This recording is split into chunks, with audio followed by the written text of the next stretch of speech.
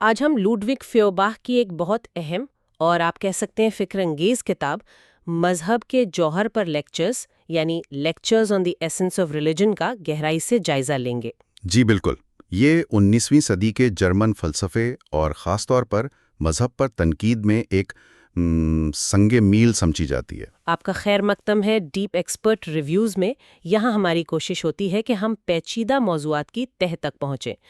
اس سے پہلے کہ ہم موضوع میں گہرائی میں جائیں، ایک ضروری وضاحت کرنا چاہوں گی۔ جی ضرور۔ یہ آڈیوز مصنوعی ذہانت یعنی AI کے ذریعے تیار کی گئی ہیں، تو ہو سکتا ہے کہ کہیں آپ کو جنس یا تلفظ کے حوالے سے کوئی معمولی سی امکان غلطی محسوس ہو۔ ہاں یہ ممکن ہے۔ ہمارا مقصد صرف اور صرف تعلیمی ہے، تو ان آڈیوز کو اسی حوالے سے دیکھا جانا چاہیے۔ بالکل درست۔ تو آج ہم فیوباخ کی اس کتاب کے جو لیکچرز ہمیں دستیاب ہیں ان کی روشنی میں کوشش کریں گے کہ باب وار ان کے خیالات کو سمجھیں، وہ مذہب کے اصل جوہر کے بارے میں کیا کہہ رہے ہیں۔ جی، فیورباخ ان لیکچرز کا آغاز ہی اسی بات سے کرتے ہیں کہ وہ یہ کام یونیورسٹی کے طلباء کی آپ کہیں فرمائش پر کر رہے ہیں، حالانکہ وہ خود کافی عرصے سے ہچکچا رہے تھے۔ اچھا، ہچکچاہٹ کیوں تھی؟ وہ بتاتے ہیں کہ ایک تو اس وقت کا سیاسی ماحول بہت زیادہ انتشار کا شکار تھا، دوسرے ان کی اپنی طبیعت، وہ لکھنے کو پڑھانے پر زیادہ ترجیح دیتے تھے۔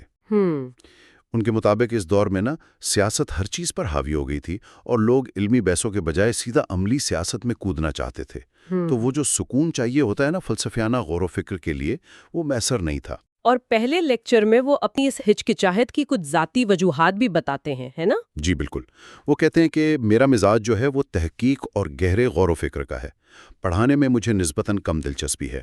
اچھا۔ کہتے ہیں کہ کسی موضوع میں میری دلچسپی تب تک رہتی ہے جب تک وہ مشکل لگتا ہے، جو ہی میں اس پر عبور حاصل کر لیتا ہوں، میری دلچسپی سمجھیں ختم ہو جاتی ہے۔ پھر وہ آگے بڑھ جاتے ہیں۔ جی، وہ آگے بڑھ جاتے ہیں اور اپنے لکھنے کے انداز کو وہ افرسٹک کہتے ہیں، یعنی جامع؟ ہاں جامع، بالکل نقطے کی بات، کیونکہ وہ صرف جوہر پر، اصل بات پر توجہ مرکوز رکھتے ہیں۔ ایک اور دلچسپ بات جو آپ نے شروع میں کہی، ان کا دیہی علاقے میں چلے جانا، وہ صرف سیاسی بیزاری نہیں تھی؟ نہیں، صرف وہ نہیں تھی۔ اصل میں اس کی بڑی وجہ اس وقت کے جو غالب فکری نظام تھے فلسفیانہ اور مذہبی عقائد، ان سے ان کا شدید نظریاتی اختلاف تھا۔ اچھا۔ اور اس اختلاف کو پوری طرح سمجھنے اور اپنا موقف واضح کرنے کے لیے انہیں طویل ایک غیر منقطع غور و فکر کی ضرورت تھی، جو شہر میں ممکن نہیں تھا؟ جو شہر کے ہنگاموں میں ممکن نہیں تھا، لیکن گاؤں کی پرسکون زندگی اور فطرت سے جو قربت تھی اس میں میسر آیا۔ وہ سمجھتے تھے کہ آزاد اور غیر روایتی سوچ کے لیے کبھی کبھی غیر روایتی زندگی گزارنا بھی ضروری ہو جاتا ہے۔ اور وہ یہ بھی مانتے ہیں کہ اس گوشہ نشینی نے ان کی تقریر پر اثر ڈالا ہے۔ جی، وہ کہتے ہیں کہ میری تقریر کی روانی متاثر ہوئی ہے، کیونکہ لکھنے اور بولنے میں فرق ہے۔ لکھنا تو ایک غیر موجود، ایک تصوراتی قاری کے لیے ہوتا ہے، جبکہ تقریر تو براہ راست ہوتی ہے۔ تقریر براہ راست حاضرین سے ہوتی ہے۔ اسی لیے وہ فیصلہ کرتے ہیں کہ ان لیکچرز کی بنیاد وہ اپنی چھپی ہوئی کتابیں ہی رکھیں گے اور خود ان پر ایک طرح سے تبصرہ کریں گے، تاکہ اپنی وہ جو جامع تحریریں ہیں ان کی وضاحت ہو سکے۔ گویا اپنی ہی تحریر کی شرح کر رہے ہیں۔ بالکل۔ پھر وہ اپنے کاموں کو دو بڑے حصوں میں بانٹتے ہیں، فلسفہ اور دوسرا مذہب یا پھر فلسفہ مذہب۔ لیکن وہ کہتے ہیں کہ موضوع ایک ہی ہے۔ جی، وہ زور دے کر کہتے ہیں کہ ان سب کا بنیادی مقصد اور موضوع ایک ہی ہے، مذہب یا الہیات۔ وہ بس اسی ایک مرکزی خیال کو مختلف زاویوں سے پیش کر رہے ہیں۔ اپنی کتاب جدید فلسفے کی تاریخ کے حوالے سے وہ کچھ پچھلے فلسفیوں پر بھی بات کرتے ہیں۔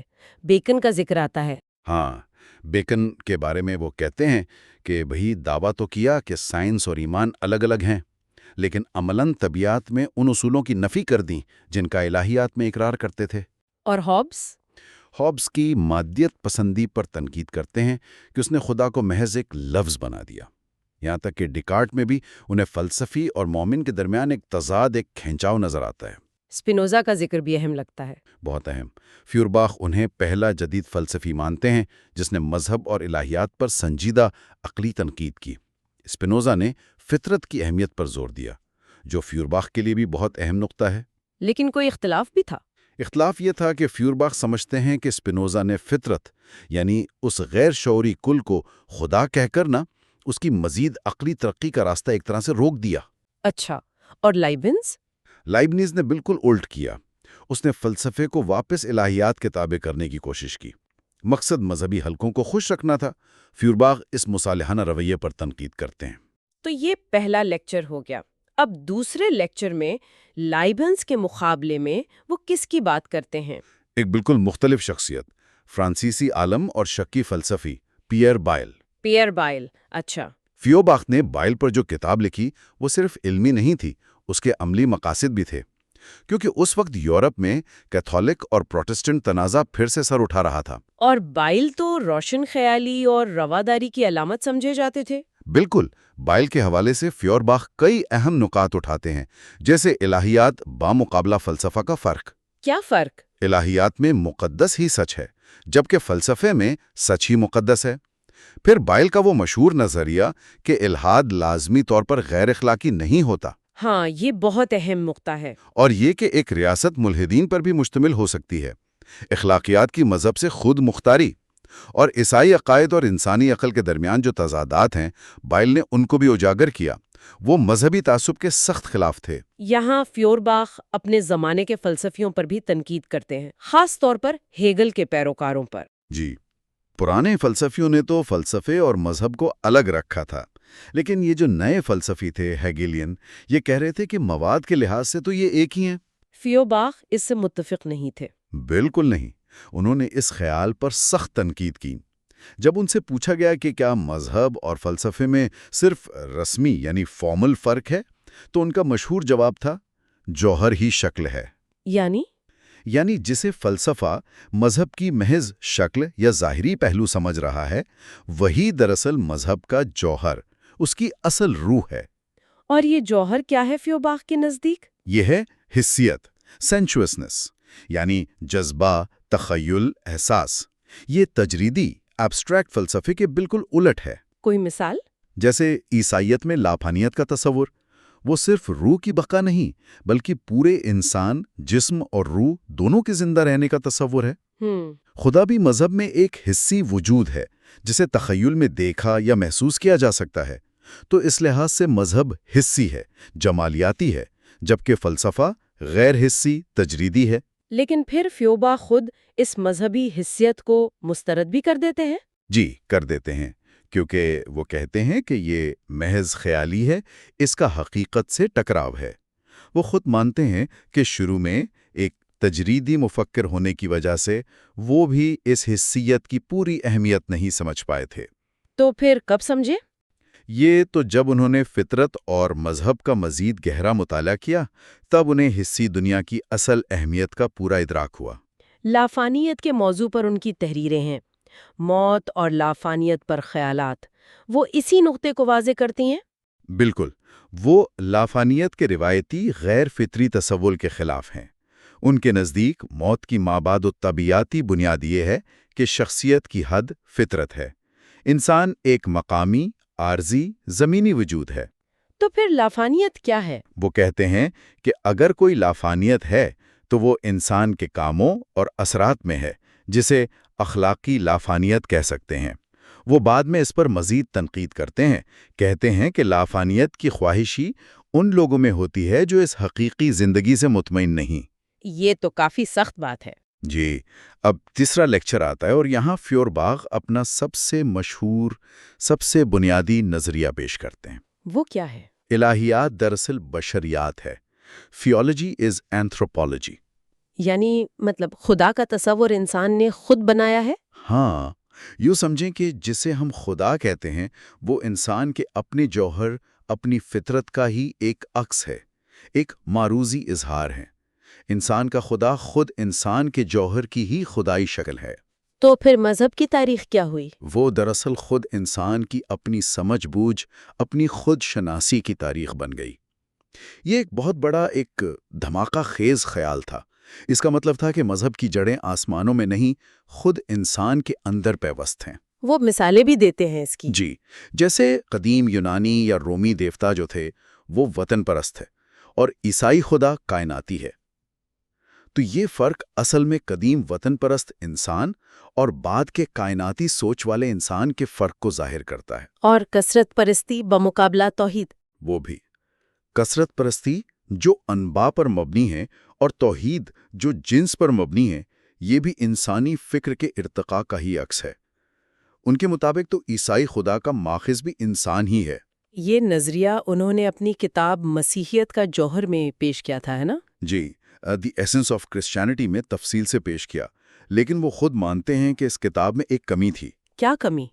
اس نے فطرت یعنی نیچر کو نظر انداز کر دیا تھا، بالکل ویسے ہی جیسے عیسائیت خود فطرت کو زیادہ اہمیت نہیں دیتی۔ اس سے غلط فہمیاں پیدا ہوئیں۔ ہاں، کچھ لوگوں نے سمجھا کہ فیوباخ انسان کو کائنات میں بالکل تنہا، بغیر کسی بنیاد کے دیکھ رہے ہیں۔ تو اس کمی کو پورا کرنے کے لیے انہوں نے مذہب کا جوہر لکھی؟ بالکل، دی ایسنس آف ریلیجن، جس پر یہ لیکچرز مبنی ہیں۔ اس کتاب میں وہ فطرت پر مبنی مذاہب یعنی قبل از مسیحت اور کافرانہ مذاہب کو بھی شامل کرتے ہیں۔ اچھا، تو یہاں وہ خدا کی کن صفات پر بات کرتے ہیں؟ یہاں وہ خدا کی اخلاقی صفات کے بجائے اس کی طبعی صفات پر زیادہ زور دیتے ہیں۔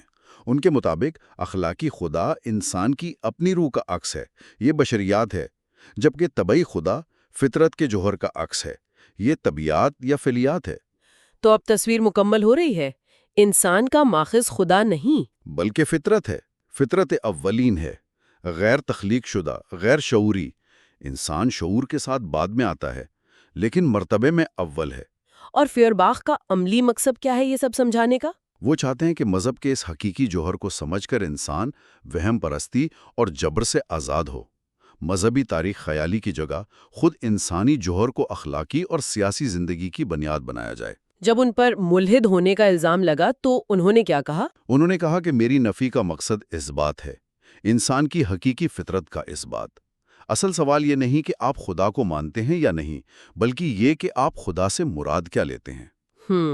اگر خدا سے مراد انسان کا اپنا جوہر ہے تو پھر وہ ملحد نہیں، اور وہ واضح کرتے ہیں کہ یہی کتاب مذہب کا جوہر ان لیکچرز کی بنیاد بنے گی۔ چوتھے لیکچر میں وہ اپنی کتاب کے پہلے پیراگراف پر آتے ہیں، جی، اور وہ یہ ہے کہ مذہب کی بنیاد انحصار کا احساس ہے، فیلنگ آف ڈیپینڈنسی، اور اس احساس کا پہلا معروض، پہلا آبجیکٹ فطرت ہے۔ یہ انحصار کا احساس، یہ کوئی خیالی چیز تو نہیں؟ نہیں، بالکل نہیں۔ فیوباخ کہتے ہیں یہ ٹھوس شواہد پر مبنی ہے۔ قدیم مذاہب، آج کے قبائل اور خود ہماری اپنی نفسیات اس کی گواہی دیتی ہے۔ اور اس کا سب سے بڑا اظہار خوف ہے؟ جی ہاں، خوف۔ وہ رومی شاعر سٹیشس کا مصرع بھی نقل کرتے ہیں، پریمس ان اوربے دیوس فیسٹ ٹیمور، دنیا میں دیوتاؤں کو سب سے پہلے خوف نے پیدا کیا۔ مثالیں؟ جیسے قدیم لوگ دریاؤں، سمندروں، طوفانوں سے ڈرتے تھے اور انہیں پوجتے تھے۔ رومی تو بیماریوں اور آفات کے بھی دیوتا بناتے تھے، یہاں تک کہ خود خوف، پیور اور رنگ اڑ جانے، پیلر کے دیوتا کی بھی پوجا ہوتی تھی۔ یہ بھی تو ہے کہ بہت سی تہذیبوں میں سب سے بڑا دیوتا اکثر طوفان اور گرج چمک والا ہوتا تھا۔ بالکل، جیسے یونانی زیوس یا جرمن تھور۔ گویا کان جو دہشت کو محسوس کرتا ہے وہ آنکھ اور ہاتھ سے زیادہ مذہبی عضو ہے۔ عیسائیت میں بھی تو کلام اور سماعت پر زور ہے نا، ایمان سننے سے آتا ہے۔ اور یہ بھی تو ہوتا ہے کہ لوگ مصیبت میں زیادہ مذہبی ہو جاتے ہیں۔ ہاں، یہ مشاہدہ بھی ہے۔ عیسائی شاید کہیں کہ وہ ان چیزوں کو الگ دیوتا نہیں مانتے، بلکہ اپنے ایک ہی خدا کی صفات سمجھتے ہیں، جیسے قہر یا غضب۔ لیکن فیورباخ کے نزدیک خوف پھر بھی مرکزی حیثیت رکھتا ہے۔ جی، وہ کہتے ہیں خوف پھر بھی مرکزی ہے۔ الہیات دان بھی مانتے ہیں کہ خدا کا خوف مذہب کا لازمی حصہ ہے۔ لیکن کیا خوف ہی سب کچھ ہے؟ فیورباخ کہتے ہیں یہ مکمل وضاحت نہیں۔ نہیں، مکمل وضاحت نہیں، کیونکہ جن چیزوں سے ہم ڈرتے ہیں اکثر انہی سے ہمیں فائدہ بھی پہنچتا ہے۔ ہم ان سے محبت اور شکر گزاری بھی محسوس کرتے ہیں۔ جیسے طوفان تباہی لاتا ہے لیکن بارش بھی لاتا ہے۔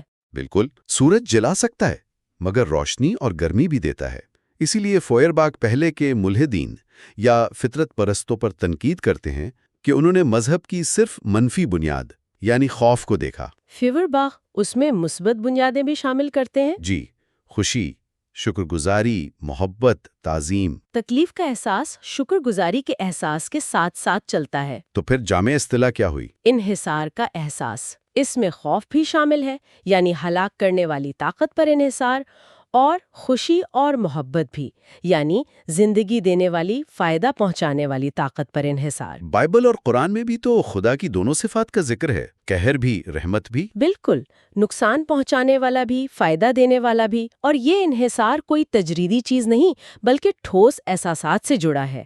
بھوک، پیاس، سردی، گرمی، بیماری، موت کا خوف، یہ ان طاقتوں پر انحصار ہے جو ہماری زندگی پر براہ راست اثر ڈالتی ہیں۔ اسی لیے شاید لوگ غیر معمولی واقعات سے زیادہ متاثر ہوتے ہیں۔ جی، روزمرہ کی ہم آہنگی کے بجائے معجزات یا غیر معمولی واقعات زیادہ توجہ کھینچتے ہیں۔ 5واں لیکچر اس انحصار کو موت کے تصور سے جوڑتا ہے۔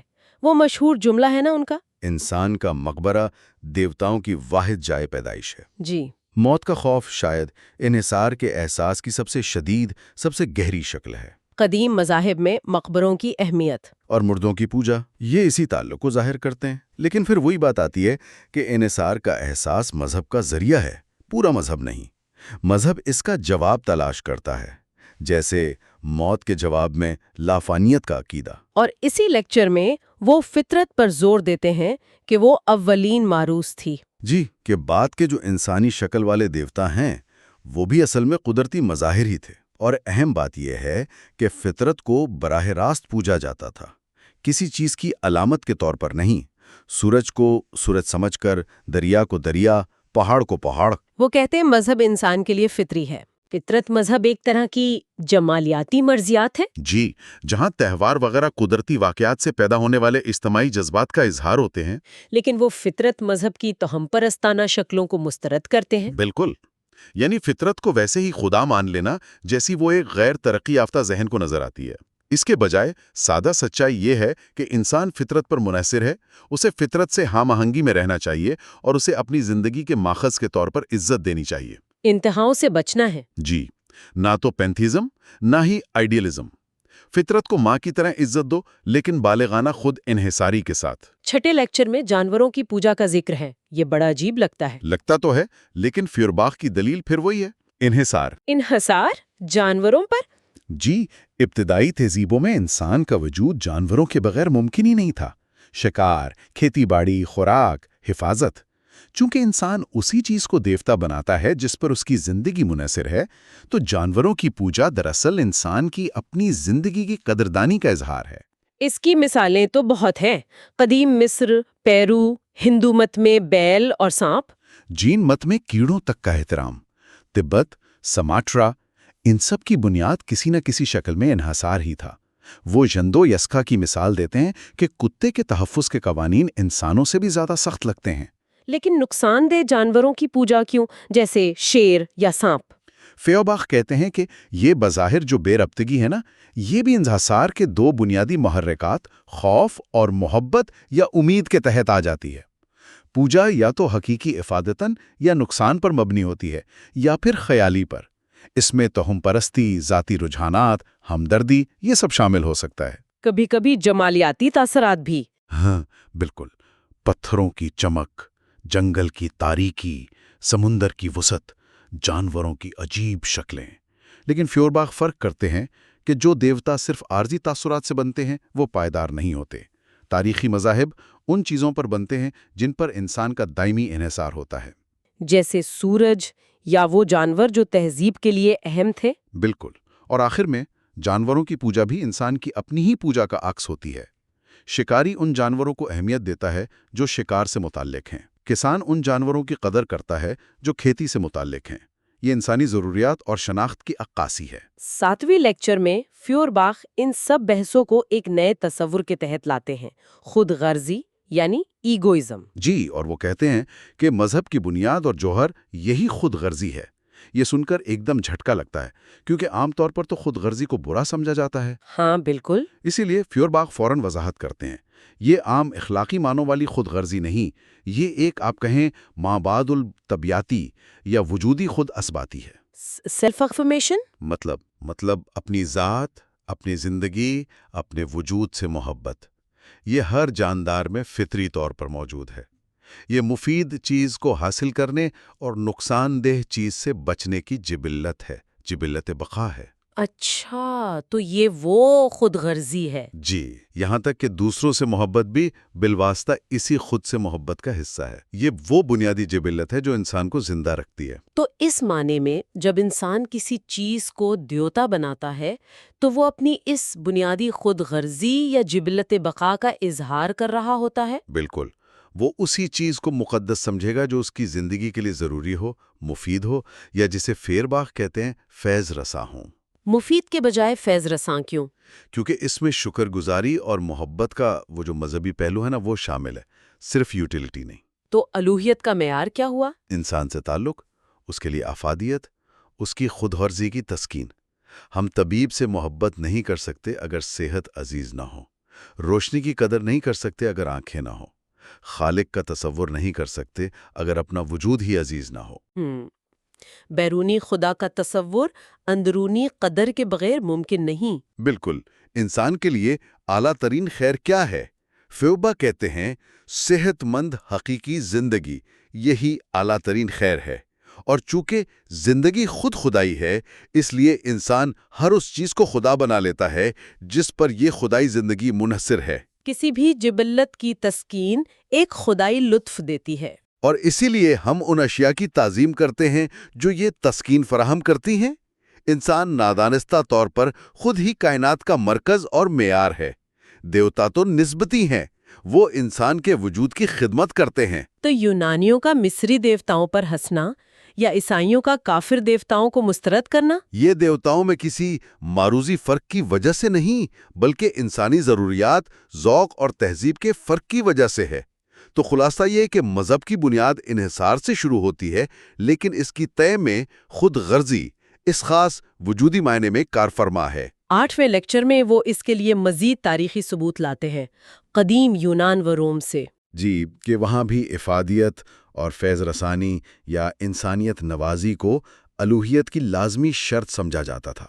دیوتاؤں کو خیر دینے والے اور نجات دہندہ کہا جاتا تھا۔ یہاں تک کہ جب ابتدائی عیسائی مفکرین نے کافروں پر تنقید کی، ہاں، کہ وہ مفید چیزوں جیسے خوراک یا آگ کی پوجا کرتے ہیں، تو وہ اعتراض معروض پر کرتے تھے، اس اصول پر نہیں کہ الوہیت کا تعلق فیض رسانی سے ہے۔ اچھا، عیسائیت نے بس تمام طاقت اور فائدہ ایک ہی ہستی یعنی خدا میں مرکوز کر دیا۔ لوتھر نے بھی یہی کہا کہ عقل خدا کو مددگار اور مفید سمجھتی ہے، کافر موضوعی طور پر درست ہے، بس موضوعی طور پر غلط۔ اسی لیے وہ فلسفیانہ خداؤں کو ناپسند کرتے تھے جن میں پروویڈنس نہیں تھا۔ جی، جیسے ارسطو کا خدا جو دنیا کے معاملات میں دخل نہیں دیتا۔ ایسے خدا سے کیا فائدہ، کیا تسلی؟ لیکن پھر وہی سوال بہت شدت سے سامنے آتا ہے، اگر مذہب کی بنیاد خود غرضی ہے تو پھر یہ جو خود اذیتی ہے، تپسیا، جسم کی تذلیل، ترک دنیا، اس کی کیا وضاحت ہے؟ یہ تو بالکل الٹ لگتا ہے۔ مصریوں کا جانوروں کے لیے انسانوں کو قربان کر دینا، سینٹ سائمن سٹیلائٹس کا ستون پر زندگی گزارنا، یہ سب کیا ہے؟ فیورباخ کیا کہتے ہیں اس بارے میں؟ وہ کہتے ہیں کہ یہ مثالیں ان کے نظریے کو رد نہیں کرتی۔ یہ جو مذہبی جنون اور حماقتیں ہیں، یہ بھی مذہب کے مطالعے کا حصہ ہیں۔ لیکن اگر ہم غور کریں تو اس خود انکار کے پیچھے بھی ایک خود غرضانہ مقصد چھپا ہوتا ہے۔ کیا مقصد؟ لوگ یہ سب کیوں کرتے ہیں؟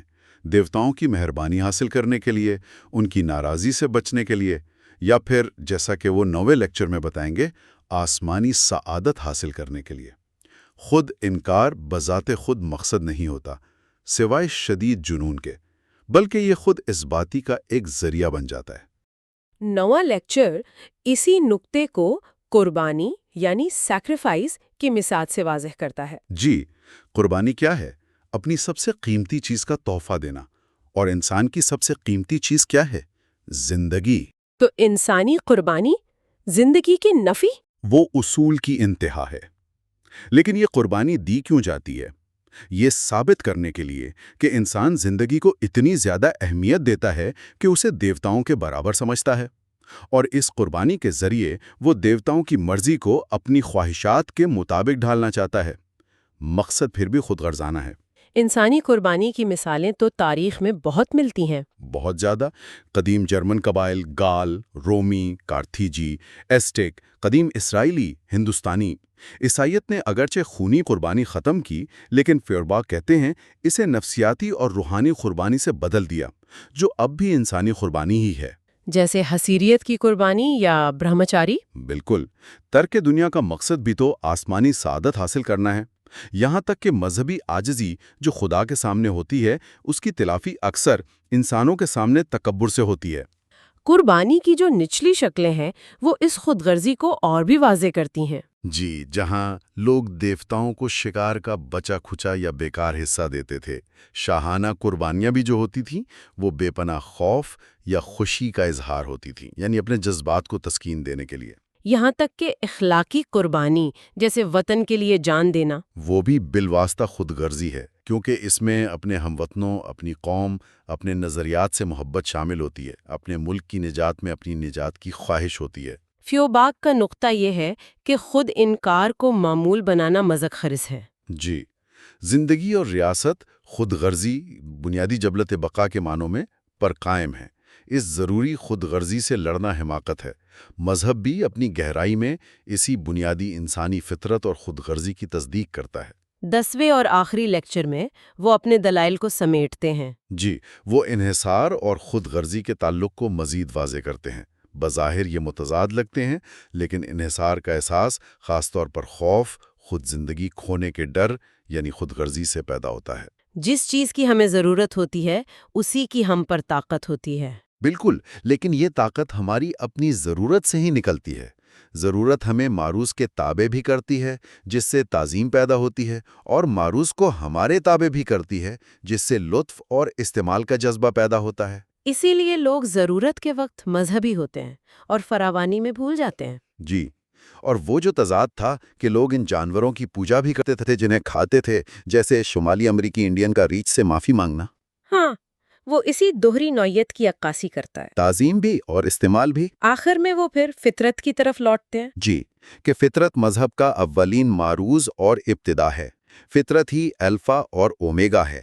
جہاں فطرت کو خالق مانا گیا، وہاں فطرت خود غیر تخلیق شدہ تھی۔ زمین کو ماں سمجھنا، آباء و اجداد کا دریاؤں یا غاروں سے نکلنا، یہ سب قدیم تصورات اسی طرف اشارہ کرتے ہیں، یہاں تک کہ دیوتا بھی فطرت سے پیدا ہوئے۔ فیوباخ کہتے ہیں جیسے فلسفہ حواس سے شروع ہوتا ہے ویسے ہی مذہب فطرت سے۔ جی، پہلا ہونے کا مطلب ہے بنیادی خود کفیل، سچا۔ ہم حواس کو عقل سے یا فطرت کو خدا سے اخذ نہیں کر سکتے۔ فطرت مذہب کی بنیادی سچائی یہ ہے کہ یہ حواس پر مبنی ہے۔ پہلے دیوتا حسی اشیاء ہی تھے۔ بالکل، آنکھ روشنی کو دیوتا بناتی ہے، نہ خوشبو کو۔ ہر حس اپنی تسکین کے موروث کو مقدس بناتی ہے۔ لیکن پھر وہ اہم وضاحت آتی ہے۔ ہاں، کہ فیورباخ فطرت مذہب کی بنیادی سچائی کا دفاع کرتے ہیں کہ وہ حواس اور فطرت پر مبنی ہے، نہ کہ اس کے طریقے کا۔ وہ طریقہ اکثر غیر مہذب ذہن اور توہمہ پرستانہ تخیل کا نتیجہ ہو سکتا ہے۔ تو ان ابتدائی لیکچرز میں فیورباخ نے ہمیں مذہب کی جڑوں تک لے جانے کی کوشش کی۔ انسانی فطرت پر اس کا انحصار، خوف، محبت اور آخرکار ایک بنیادی وجودی خود غرضی جو ان سب کی تہ میں کار فرما ہے۔ جی، اور یہ لیکچرز دراصل فیورباخ کی مذہب، خاص طور پہ عیسائیت پر جو وسیع تر تنقید ہے اور اس کی از سر نو تشریح ہے، اس کی بنیاد فراہم کرتے ہیں۔ یہ تو صرف کہانی کا آغاز ہے۔ فیورباخ کی دلیل میں یقیناً اور بھی بہت سی گہرائیاں اور پرتیں ہیں جن کا احاطہ تو یہاں ممکن نہیں، لیکن جاتے جاتے یہ سوال ضرور ذہن میں آتا ہے جی، کہ آج کے اس جدید ٹیکنالوجی سے لیس دنیا میں ہم فطرت پر اپنے انحصار کو کس حد تک پہچانتے ہیں، اور کیا یہ احساس یا شاید اس کا نہ ہونا ہمارے عقیدوں، نظریات اور ہمارے زندگی گزارنے کے طریقوں کو کسی طرح سے شکل دیتا ہے؟ یہ واقعی غور طلب سوال ہے۔ یہ تھی لردوک فیورباخ کے خیالات پر ہماری آج کی گفتگو۔ آپ سے اجازت چاہتے ہیں؟ تو آج ہم ایک بڑے بنیادی سوال سے بات شروع کر رہے ہیں۔ جی، یہ جو خدا کا تصور ہے، جو ہمیں تاریخ اور تقریباً ہر ثقافت میں ملتا ہے، کیا یہ ممکن ہے کہ یہ دراصل کسی ایسی چیز کا عکس ہو جو ہمارے بہت قریب ہے؟ شاید خود فطرت کا، یا پھر ہم انسانوں کے اپنے اندر کی کسی حقیقت کا؟ یہ سوال واقعی گہرا ہے۔ آج جو مواد ہمارے سامنے ہے وہ روایتی مذہبی خیالات اور الہیات پر ایک آپ کہہ لیں فلسفیانہ نظر ڈالتا ہے۔ اچھا، یہ ذرائع کھوجتے ہیں کہ آخر عقیدے کی جڑیں کہاں ہیں؟ کیا وہ فطرت پر ہمارے انحصار میں ہیں، یا انسانی تخیل میں، یا شاید ہماری اپنی ذات کی اہمیت کے احساس میں؟ اچھا، تو ہمارا مقصد ہے کہ اس فلسفیانہ بحث کی تہوں کو کھولیں اور سمجھنے کی کوشش کریں کہ یہ ذرائع انسانیت، فطرت اور خدا کے تصور کے درمیان کیا رشتہ دیکھتے ہیں۔ جی بالکل۔ تو شروعات کہاں سے ہوتی ہے؟ کیا یہ خیال ہے کہ مذہب کی بنیاد وہ انحصار کا احساس ہے؟ بالکل۔ ان ذرائع کے مطابق مذہب کی جڑ انسان کے انحصار، اس کی محتاجی کے احساس میں ہے۔ محتاجی؟ جی، اور شروع میں یہ انحصار سب سے زیادہ فطرت پر تھا۔ سوچئے، ابتدائی انسان، فطرت کی طاقتیں، گرج چمک، طوفان، زلزلے، یہ سب خوف پیدا کرتے تھے۔ ایک پرانے رومی شاعر اسٹیٹیس کا مشہور مصرع ہے، پریمس ان اوربے دیوس فیسٹ ٹیمور، یعنی دنیا میں سب سے پہلے دیوتاؤں کو خوف نے پیدا کیا۔ خوف نے پیدا کیا؟ یہ تو بڑی سخت بات لگتی ہے۔ کیا مطلب رومیوں کے لیے مذہب کا مطلب ہی خوف تھا؟ ہاں، یہ بات دلچسپ ہے۔ رومی زبان میں لفظ میٹوس یعنی خوف کبھی کبھی مذہب کے معنوں میں بھی استعمال ہوتا تھا۔ اچھا۔ جی، اور ریلیجیو کا مطلب بھی کبھی ڈر یا دہشت لیا جاتا تھا۔ تو کم از کم ان ذرائع کے مطابق ابتدائی مذہبی جذبات میں خوف کا عنصر وہ بہت نمایاں تھا۔ لیکن کیا صرف خوف ہی تھا؟ میرا مطلب ہے انسان فطرت سے فائدے بھی تو اٹھاتا ہے۔ بارش ہوتی ہے، فصل اگتی ہے۔ کیا خوشی، شکر گزاری جیسے جذبات کا کوئی کردار نہیں؟ بہت اہم نکتہ ہے۔ یہ ذرائع واضح کرتے ہیں کہ صرف خوف نہیں، بالکل نہیں، خوشی، تشکر، محبت، امید، یہ سب جذبات بھی شامل تھے۔ اچھا۔ انحصار کا احساس ایک وسیع چیز ہے نا، اس میں مثبت اور منفی دونوں پہلو آتے ہیں۔ خوف شاید سب سے عام یا کہہ لیں طاقتور اظہار ہو، مگر واحد نہیں۔ کوئی مثال ہے اس کی جہاں خوف کے ساتھ ساتھ مثبت جذبات بھی دیوتا سے جڑے ہوں؟ بالکل، جیسے قدیم جرمن اقوام میں تھور، جو گرج کا دیوتا تھا، وہ صرف ڈرانے والا نہیں تھا۔ اسے انسانوں کا مہربان محافظ، کھیتی باڑی کا رکھوالا اور نرم دل دوست بھی سمجھا جاتا تھا۔ اچھا، کیوں؟ کیونکہ گرج چمک لانے والا دیوتا ہی زرخیز بارش اور دھوپ بھی لاتا تھا، جو زندگی کے لیے ضروری ہیں۔ تو انحصار دونوں طرح کا تھا، خوف بھی تھا اور امید و شکر بھی۔ اچھا، تو ان ماخوذات کا نچوڑ یہ ہے کہ ابتدائی مذہب وہ فطرت کی طاقت اور فائدے کے سامنے انسان کی محتاجی کا اعتراف تھا۔ جی، فطرت کی پوجا، یا جسے فطرت مذہب کہتے ہیں، غالباً سب سے پرانی شکل تھی۔ یہی بات ہے، فطرت کو ہی اصل سرچشمہ مانا جاتا تھا، جیسے زمین کو ماں کا درجہ دینا، دھرتی ماتا کا تصور۔ ٹھیک۔ اور اس میں ایک اور گہرا احساس شامل تھا، موت کا شعور۔ انسان فانی ہے، یہ احساس کہ ہم ختم ہو جائیں گے۔ قدیم مفکروں کا خیال تھا کہ انسان اور دیوتا میں بنیادی فرق یہی ہے کہ انسان مر جاتا ہے، دیوتا لافانی ہے۔ یعنی موت کا ڈر بھی دیوتاؤں کے تصور سے جڑا ہے؟ ایک ماخذ تو یہاں تک کہتا ہے کہ انسان کی قبر ہی دیوتاؤں کی واحد جائے پیدائش ہے۔ مطلب یہ کہ اگر موت نہ ہوتی، فنا کا احساس نہ ہوتا، تو شاید مذہب کی ضرورت ہی پیش نہ آتی، یا کم از کم اس شکل میں نہ ہوتا جیسا ہم جانتے ہیں۔ لا فانی ہونے کی خواہش یا موت کے بعد کسی سہارے کی تلاش، یہ بھی ایک بڑا محرک رہا ہے۔ یہ انحصار والی بات صرف پہاڑوں اور دریاؤں تک محدود نہیں رہی ہوگی، ہے نا؟ جانوروں کی پوجا بھی تو بہت عام رہی ہے تاریخ میں۔ جی بالکل۔ کیا اس کی وجہ بھی یہی انحصار ہے؟ یقیناً، ذرائع یہی بتاتے ہیں کہ جانوروں کی پوجا بھی اسی انحصار سے نکلی۔ ابتدائی انسانوں کے لیے جانور وہ خوراک بھی تھے، مددگار بھی اور خطرہ بھی۔ صحیح۔ تو ان سے جڑے جذبات بھی ملے جلے تھے۔ خطرناک جانوروں کا خوف تھا، مفید جانوروں کی قدر تھی، ساتھ میں توہم پرستی، ان کی طاقت پر حیرت، اور کبھی کبھی ان کی خوبصورتی کی وجہ سے بھی انہیں مقدس مانا گیا۔ کیا مطلب؟ جیسے مصری بلیوں کی پوجا کرتے تھے، وہ والی بات؟ ہاں، ایک مثال یہ ہے، بلیاں چوہوں کا خاتمہ کرتی تھیں جو اناج کے گوداموں کو نقصان پہنچاتے تھے، تو وہ مفید تھیں۔ ٹھیک۔ اسی طرح پارسی کتے کو مقدس سمجھتے تھے کیونکہ وہ ریوڑ کی حفاظت کرتا تھا۔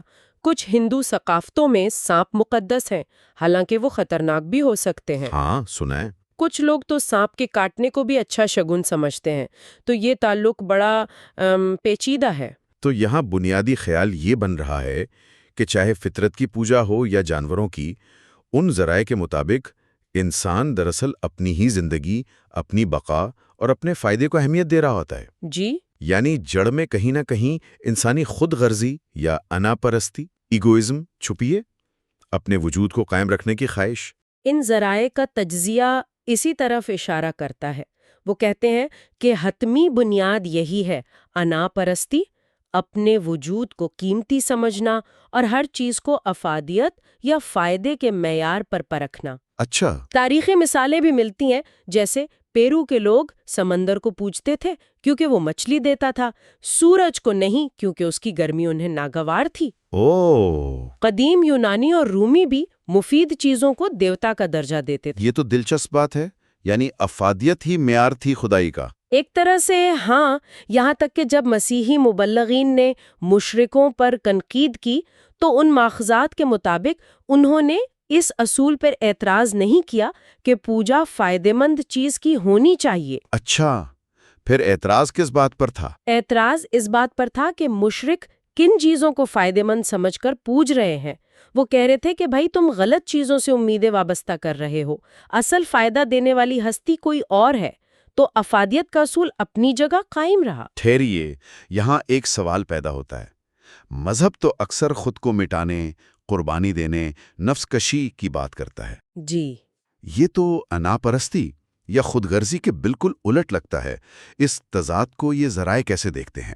یہ بہت اہم سوال ہے اور ماخذات اس پر بات کرتے ہیں۔ وہ کہتے ہیں کہ بظاہر خود کو مٹانے والے اعمال بھی اگر گہرائی میں دیکھا جائے تو اپنی ذات یا گروہ کی بقا اور فائدے کے لیے ہی ہوتے ہیں۔ اچھا، وہ خود اثباتی سیلف افرمیشن کی ہی ایک شکل ہے۔ خود اثباتی کیسے؟ مطلب دنیا چھوڑ دینے والا سنیاسی یا اپنی جان قربان کرنے والا کیسے خود کو ثابت کر رہا ہوتا ہے؟ ان ذرائع کی دلیل یہ ہے کہ سنیاسی شاید جنت کی لازوال خوشی کے لیے دنیا کی عارضی خوشیاں چھوڑ رہا ہے۔ انسانی قربانی دینے والے قبیلے شاید یہ سمجھتے تھے کہ سب سے قیمتی چیز دے کر ہی دیوتاؤں کو راضی کیا جا سکتا ہے تاکہ وہ پورے قبیلے کو تباہی سے بچائیں یا فتح دلائیں۔ اوکے۔ یہاں تک کہ حب الوطنی میں جان دینا بھی اجتماعی بقا اور فائدے کے لیے ہوتا ہے۔ تو مقصد پھر بھی کسی نہ کسی سطح پر فائدہ حاصل کرنا یا نقصان سے بچنا ہی ہے۔ یعنی قربانی چاہے چھوٹی ہو یا بڑی، اس کے پیچھے بھی کوئی نہ کوئی انسانی ضرورت یا خواہش چھپی ہوتی ہے؟ ہاں، ان مصنفین کے مطابق ایسا ہی ہے، چاہے وہ قدیم لوگوں کی طرح ہو کہ قربانی کا اچھا حصہ خود رکھ لیا اور دیوتا کو کمتر حصہ دیا۔ اچھا۔ یا یونانیوں رومیوں کی بڑی بڑی قربانیاں ہوں جنہیں ہیکاٹومز کہتے تھے، یعنی سینکڑوں جانوروں کی قربانیاں جو عوامی نمائش، شان و شوکت اور شاید جمالیاتی تسکین کے لیے ہوتی تھیں۔ حتیٰ کہ انسانی قربانی جو بہت سی قدیم تہذیبوں میں ملتی ہے، اس کا مقصد بھی دیوتاؤں کو انتہائی قیمتی نذرانہ پیش کر کے ان کا غضب ٹھنڈا کرنا یا خوشنودی حاصل کرنا تھا تاکہ اجتماعی زندگی محفوظ رہے۔ تو یہاں کلیدی نقطہ یہ ہے کہ بظاہر خود کو مٹانے والے اعمال بھی گہرائی میں اپنی ذات یا گروہ کی بقا اور فائدے کے لیے تھے؟ جی، ان ذرائع کا تجزیہ تو یہی کہتا ہے۔ اچھا، تو قربانی کی جڑیں بھی انسانی ضرورت اور فائدے میں ہیں۔ اب دیکھتے ہیں کہ یہ ماخذات خدا کے تصور، خاص طور پر ایک واحد غیر مادی خدا کے تصور تک کیسے پہنچتے ہیں۔ کیا یہ فطرت یا انسانیت سے ہی نکلا ہوا کوئی خیال ہے؟ بالکل، یہاں سے بحث تجرید یعنی ابسٹریکشن کی طرف جاتی ہے۔ ٹھیک ہے۔ ان ذرائع کا مرکزی خیال یہ ہے کہ خدا کا تصور، خاص طور پر توحید والا خدا جو جسم نہیں رکھتا، وہ فطرت یا انسانی جوہر سے ہی اخذ کیا گیا ایک تجریدی خیال ہے۔ پہلے فطرت سے خدا تک کا سفر دیکھتے ہیں۔ ٹھیک ہے، فطرت سے خدا کا تصور کیسے نکلا؟ دلیل یہ ہے کہ خدا کی تمام صفات جیسے لامحدود طاقت، ہمیشہ رہنا، ابدیت، بھلائی، انصاف، حکمت، یہ سب دراصل فطرت کے مظاہر اور اس کے نظام سے ہی لی گئی ہیں۔ اچھا، مثال کے طور پر؟ جیسے خدا کی طاقت کیا ہے؟ گرج کی طاقت، طوفان کی طاقت، خدا کی ابدیت، وقت کا ناختم ہونے والا سلسلہ، آسمانوں کی وسعت، خدا کی بھلائی، فطرت کے وہ پہلو جو ہمیں فائدہ دیتے ہیں، اور خدا کا غضب یا انصاف؟ وہ فطرت کے وہ پہلو جو نقصان پہنچاتے ہیں۔ تو گویا خدا فطرت ہی ہے، لیکن ایسی فطرت جس سے ہم حواس کے ذریعے براہ راست رابطہ نہیں کر سکتے۔ یہ فطرت کا ایک خیالی یا ذہنی تصور ہے؟ آپ نے بالکل صحیح پکڑا۔ ان ذرائع کے مطابق خدا حواس سے ماورا کی گئی فطرت ہے، nature removed from the senses, فطرت اپنی تجریدی شکل میں۔ فطرت اصل ہے، خدا اس کی نقل یا ذہنی تصویر۔ فطرت وہ ہے جسے ہم دیکھتے ہیں، محسوس کرتے ہیں، خدا وہ ہے جسے ہم سوچتے ہیں۔ یہ تو بہت بڑا دعویٰ ہے۔ اور دوسرا پہلو، انسانیت سے خدا کا تصور کیسے نکلا؟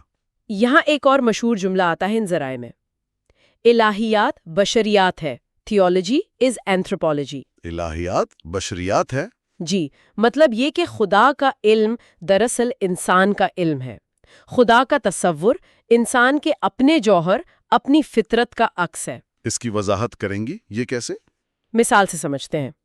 قدیم یونانی یا رومی دیوتاؤں کو دیکھیں، وہ جنگجو ہیں، حب الوطن ہیں، ان میں انسانی کمزوریاں بھی ہیں۔ کیوں؟ کیونکہ وہ اس زمانے کے انسان کی عکاسی کرتے تھے جو اپنی قوم یا شہر سے شدید محبت کرتا تھا اور دوسری قوموں کو کمتر سمجھتا تھا۔ ٹھیک۔ اب مسیحی خدا کو دیکھیں، وہ عالمگیر ہے، محبت کرنے والا، تمام انسانوں کا خدا۔ کیوں؟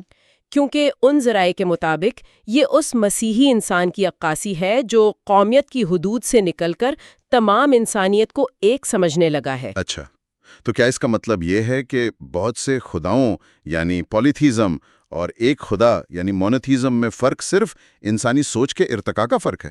ان ذرائع کے مطابق بالکل ایسا ہی ہے۔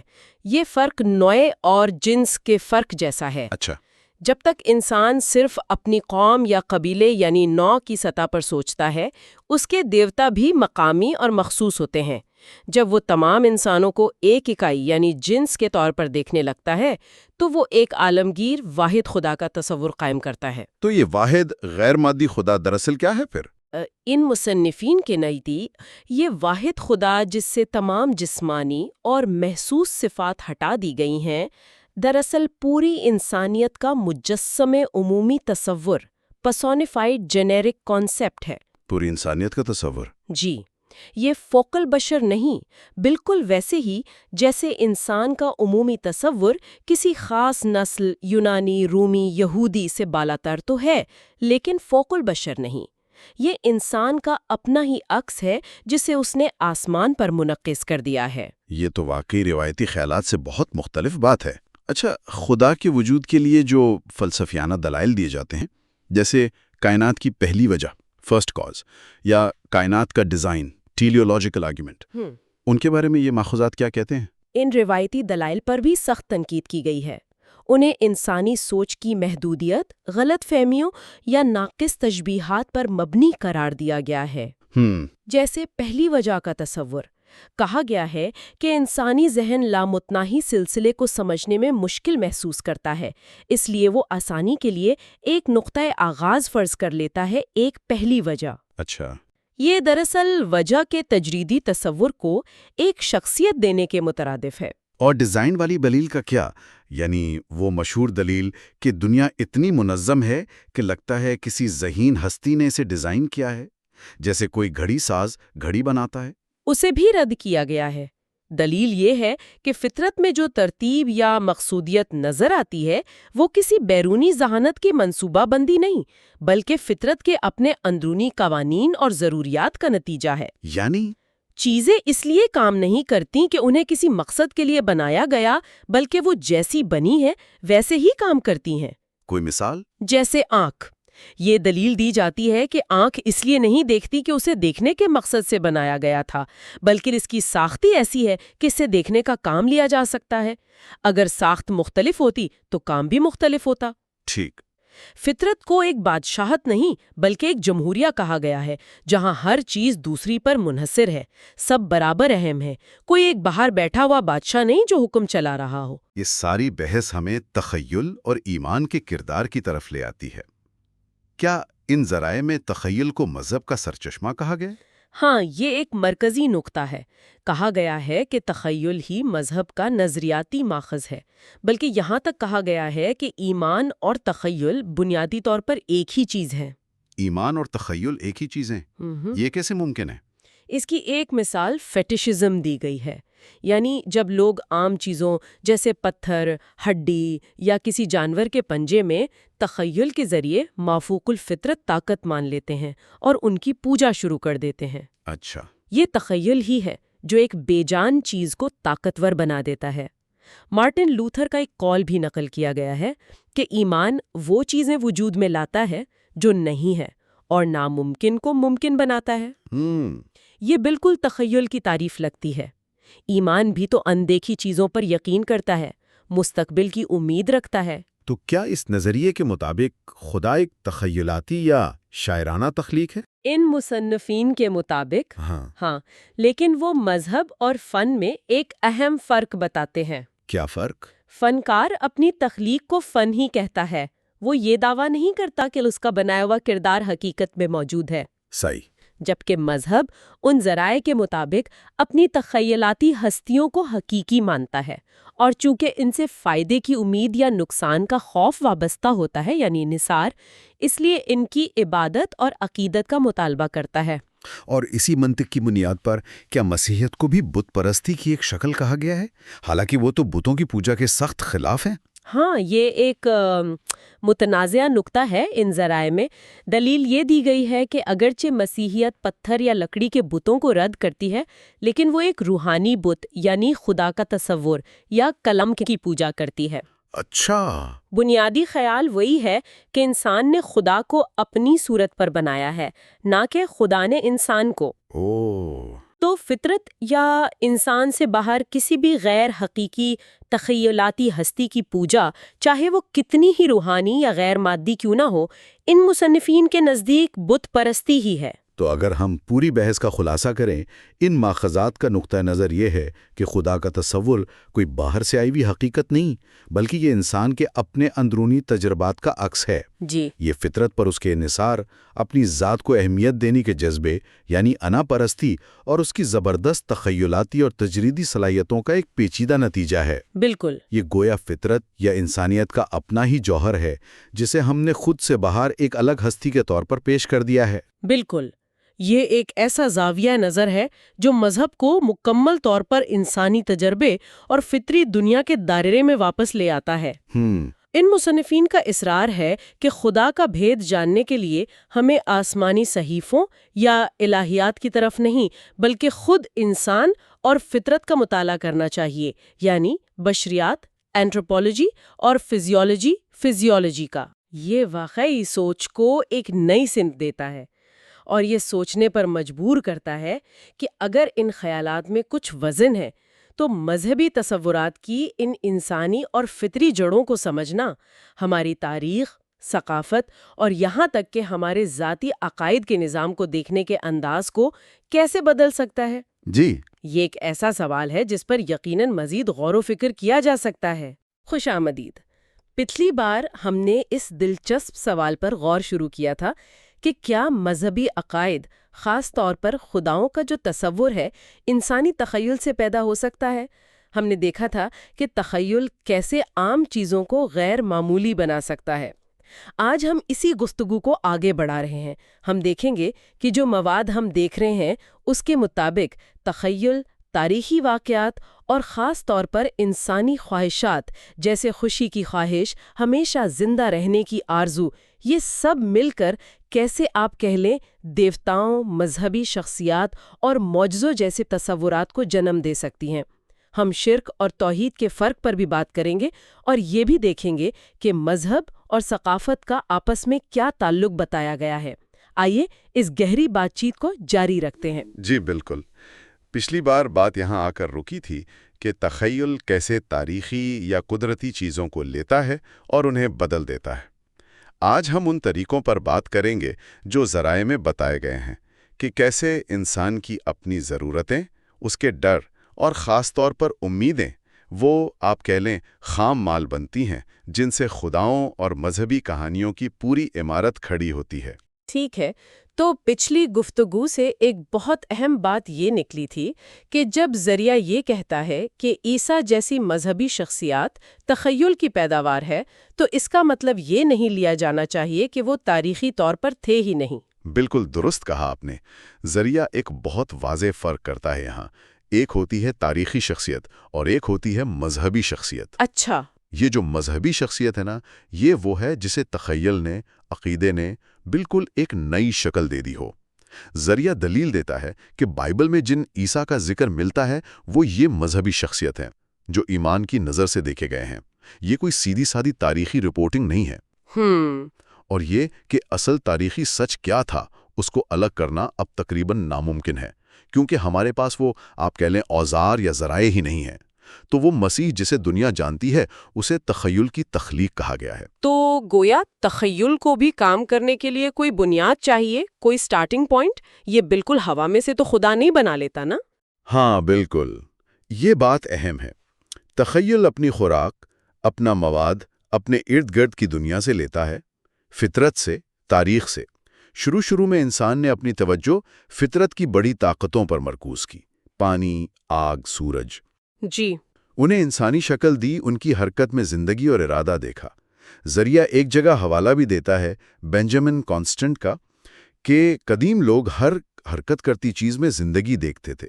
لڑکتا پتھر انہیں لگتا تھا پیچھا کر رہا ہے، گرجتا دریا جیسے حملہ کر رہا ہو۔ اچھا۔ تو گویا انسان نے فطرت کو اپنی شکل دے کر اسے خدائی درجہ دیا، اور اس طرح دیکھا جائے تو اصل میں خود کو ہی خدائی درجہ دے دیا۔ اور اسی سے پھر شاید مختلف قسم کے خداؤں کا تصور نکلا ہوگا۔ ذریعہ شرک اور توحید کا موازنہ بھی کرتا ہے کہ ان میں تخیل کیسے الگ الگ کام کرتا ہے۔ جی ہاں، کرتا ہے۔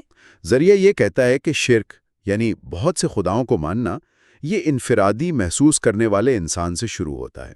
چونکہ ہم انسان الگ الگ فرد ہیں تو فطرت کو بھی اسی نظر سے دیکھا گیا۔ اچھا۔ اس سے پھر لاتعداد خدا پیدا ہوئے جو فطرت کی مختلف شکلوں یا کبھی کبھی تو بہت ہی مخصوص چھوٹی چھوٹی چیزوں کی نمائندگی کرتے تھے۔ مثال کے طور پر رومیوں کے ہاں تو حیرت ہوتی ہے، بچوں کی پیدائش سے لے کر انہیں کھلانا پلانا، ان کا رونا، پھنگوڑے میں رکھنا، دودھ پلانا، ہر ایک چھوٹے قدم کے لیے الگ دیوی دیوتا تھے۔ نیٹیو، ایڈوکیٹا، پوٹینا، ویجیٹانس، گنینا، رومیا، اس طرح کے نام ملتے ہیں۔ یعنی شرک میں انسان جیسے اپنی ہی انفرادیت اور کثرت کو باہر فطرت پر پروجیکٹ کر رہا تھا۔ بالکل یوں ہی سمجھے۔ اور توحید یعنی ایک خدا کا تصور، وہ اس سے کیسے مختلف ہے؟ اس کی بنیاد کیا بتائی گئی ہے؟ توحید کے بارے میں ذریعہ کہتا ہے کہ یہ گویا اندر سے شروع ہوتا ہے، انسان کے ذہن سے، اس کی روح سے، یا اس کے قوت ارادی یعنی ول سے۔ خاص طور پر جیسے کوئی حاکم حکم دیتا ہے نا ایک لفظ سے، یہ اس طرح ہے۔ یہ براہ راست انسان کے ذہن کو خدائی درجہ دیتا ہے۔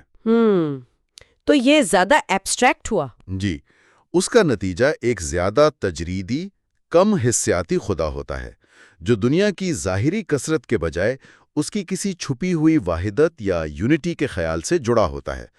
ذریعہ کے مطابق مسیحی خدا بھی اسی طرح انسان کی ہی شبیہ ہے، لیکن کسی ٹھوس مجسمے کی بجائے وہ ایک تجریدی ذہن یا کلام ورڈ پر مبنی شبیہ ہے۔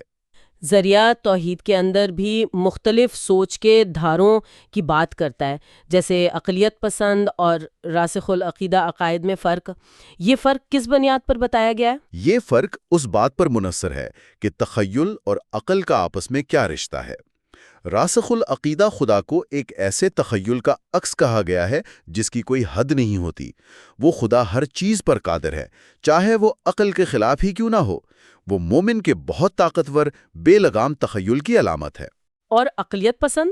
دوسری طرف عقلیت پسند خدا ایک ایسے تخیل سے بنتا ہے جسے عقل نے یا تجریدی اصولوں نے آپ کہہ لیں محدود کر دیا ہو۔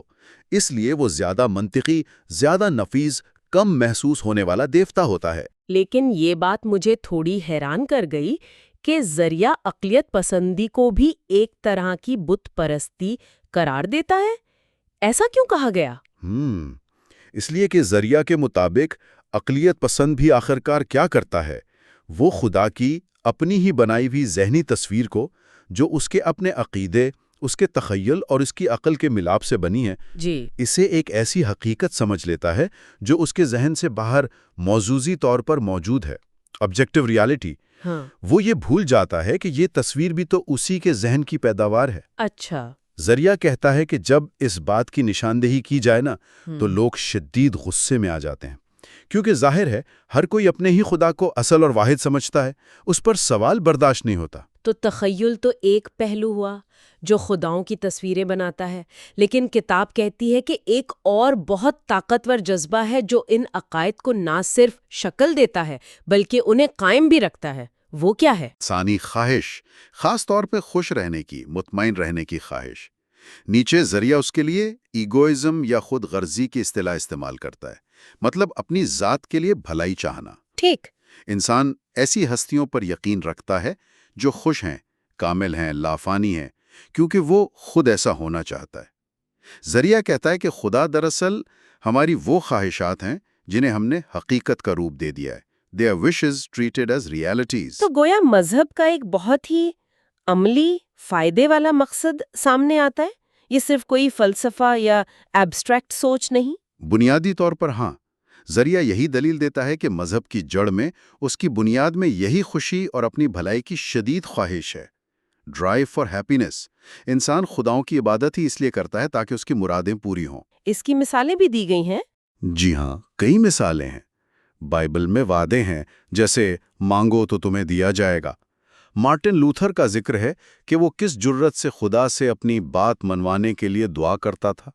مصیبت میں جو دعائیں کی جاتی ہیں، جیسے شمالی امریکہ کے قدیم باشندوں کا ہوا یا پانی کی روح سے مدد مانگنا، یا ایک لناپے قبیلے کے جنگجوؤں کی جنگ پر جاتے ہوئے دعا تھی کہ کامیابی ملے، حفاظت رہے اور گھر واپس آئیں۔ یہ سب خواہشات ہی تو ہیں۔ اور یہ خواہش پھر فطرت پر قابو پانے تک جاتی ہے، یعنی جو چیزیں ہمارے بس میں نہیں انہیں بھی کنٹرول کرنے کی کوشش۔ بالکل بالکل، فطرت کو خدا کے تابع بنا کر انسان بالواسطہ طور پر اسے اپنے تابع سمجھنے لگتا ہے۔ اگر سمندر کی لہریں، طوفان، بیماریاں، یہ سب ایک ایسے خدا کے اختیار میں ہیں جسے دعا اور قربانی سے راضی کیا جا سکتا ہے، تو پھر قابو پایا جا سکتا ہے۔ تو پھر انسان ان چیزوں پر ایک طرح کا کنٹرول حاصل کر لیتا ہے، کم از کم اپنی نظر میں تو کر ہی لیتا ہے۔ اس کی بھی کلاسیکی مثالیں ہیں۔ قدیم شاعر اوویڈ بتاتا ہے کہ لوگ کس طرح دیوتا مشتری کو مناتے تھے، روم کی ویسٹل کواری کا چھلنی میں پانی بھر لانے کا معجزہ، ہاں، یا بائبل میں یشوع کا سورج کو ٹھہرا دینا، ایلیا کا دعا سے بارش برسانا یا خشک سالی لانا، یہ سب فطرت پر اختیار کی مثالیں ہیں۔ تو معجزے اسی خواہش کی سب سے واضح شکل ہوئے پھر۔ عین مطابق معجزوں کو اسی خواہش کی انتہا، اس کا الٹیمیٹ ایکسپریشن کہا گیا ہے، یعنی فطرت کے قوانین کا معطل ہو جانا تاکہ انسان کی وہ خواہش پوری ہو سکے جو فطرت خود پوری نہیں کر سکتی۔ صحیح۔ معجزہ تو تعریف کے لحاظ سے ہی ایک مافوق الفطرت خواہش کی تکمیل ہے، سپر نیچرل وش فلفلمنٹ۔ مسیح کا بیماروں کو فوراً ٹھیک کر دینا یا لازر کو مردوں میں سے زندہ کر دینا، یہ کیا ہے؟ یہ بیماری اور موت پر فوراً قابو پانے کی انسان کی گہری ترین خواہشات کی تسکین ہے، جو فطرت کی حدوں کو توڑ دیتی ہیں۔ تو کیا ذریعہ یہ کہتا ہے کہ خدا پر یقین اور معجزوں پر یقین لازم و ملزوم ہے، ایک کے بغیر دوسرا نہیں؟ جی بالکل، یہی کہا گیا ہے۔ ایسا خدا جو معجزے نہ کر سکے اسے بیکار سمجھا جاتا ہے، پاورلیس۔ لیکن ذریعہ ان جدید مفکرین یا اقلیت پسندوں پر تنقید بھی کرتا ہے جو خدا کے وجود کو تو مانتے ہیں لیکن معجزوں کو رد کر دیتے ہیں۔ ہاں، ذریعہ اسے ایک تضاد، ایک کانٹرڈکشن قرار دیتا ہے۔ دلیل یہ دی گئی ہے کہ اگر خدا واقعی فطرت سے الگ ایک آزاد ہستی ہے، ایک انڈیپینڈنٹ کاز ہے دنیا کا، تو معجزے ہی تو اس کی اس آزادی اور طاقت کا ثبوت ہیں، ورنہ وہ فطرت کا حصہ ہی ہو گیا۔ بالکل۔ اگر آپ معجزوں کا انکار کرتے ہیں تو منطقی طور پر آپ کو ایسے خدا کا بھی انکار کرنا چاہیے اور صرف فطری قوانین اور اسباب کو ماننا چاہیے۔ ایک ایسی مرضی یا ول جو کبھی بدلتی نہیں اور ہمیشہ ایک قانون کی طرح کام کرتی ہے، وہ حقیقت میں مرضی نہیں، وہ تو ضرورت ہے، نیسیسٹی ہے۔ حقیقی مرضی کا مطلب ہی یہی ہے کہ وہ بدل سکے، وہ ضرورت کی پابند نہ ہو، اور یہی چیز معجزوں میں ظاہر ہوتی ہے۔ ٹھیک ہے، تو مذہب خواہش پوری کرنے کا ایک طریقہ ہوا، خاص طور پر فطرت پر قابو پانے کی خواہش، جو خداؤں اور معجزوں کے ذریعے پوری ہوتی ہے۔ لیکن ذریعہ مذہب کا موازنہ ثقافت یعنی کلچر سے بھی کرتا ہے، ایک بڑے دلچسپ انداز میں۔ یہ کیا ہے؟ جی، وہ مذہب کو انسانیت کے بچپن کا طریقہ قرار دیتا ہے، دا چائلڈہڈ آف ہیومینٹی، یعنی دعا اور قربانی کے ذریعے وہ چیزیں حاصل کرنے کی کوشش کرنا جو تہذیب یا ثقافت محنت سے، علم سے، سائنس سے اور فطرت کو براہ راست استعمال کر کے حاصل کرتی ہے۔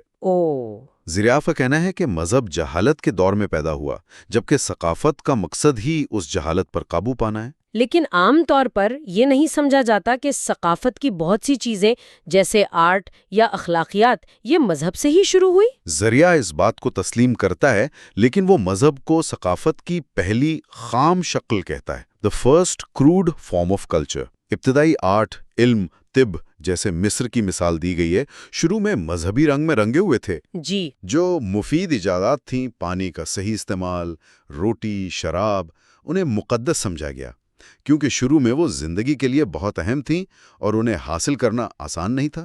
تو پھر مسئلہ کہاں پیدا ہوتا ہے؟ اگر مذہب نے ابتدا کی تو پھر خرابی کیا ہوئی؟ ذریعہ دلیل دیتا ہے کہ مسئلہ تب پیدا ہوتا ہے جب مذہب ان ابتدائی خام شکلوں کو مقدس قرار دے کر وہیں منجمد کر دیتا ہے اور آگے بڑھنے یعنی ترقی اور جدت، انوویشن کی راہ میں رکاوٹ بن جاتا ہے۔ اچھا، عیسائیت کی مثال دی گئی ہے کہ اس نے توجہ اخلاقیات پر مرکوز کی، لیکن اسے خدا پر ایمان کا معاملہ بنا دیا۔ ذریعہ کا موقف یہ ہے کہ حقیقی اخلاقیات انسان کی اپنی فطرت سے پیدا ہوتی ہے، کسی باہر کے خدائی حکم سے نہیں۔ اس سلسلے میں وہ لوتھر کے اس قول پر سخت تنقید کرتا ہے جس میں انسان کو خدا کے بغیر خنزیر کہا گیا۔ ذریعہ کہتا ہے کہ انسانیت کو اس طرح خدا پر منحصر نہیں ہونا چاہیے۔ ثقافت کا مقصد بیماری کا جڑ سے علاج کرنا ہے، جبکہ مذہب ذریعے کے مطابق صرف اوپر کی علامات کو دباتا ہے، سمٹمز کو۔ آگے بڑھنے کا راستہ تعلیم ہے، مذہب نہیں، کیونکہ تعلیم ہی توہم پرستی سے پیدا ہونے والے مسائل کا حقیقی حل پیش کر سکتی ہے۔ ذرائع میں خدا کے تصور کو انسانیت کے لیے ایک مثالی نمونے یا آئیڈیل ماڈل کے طور پر بھی پیش کیا گیا ہے۔ اس کا کیا مطلب ہے؟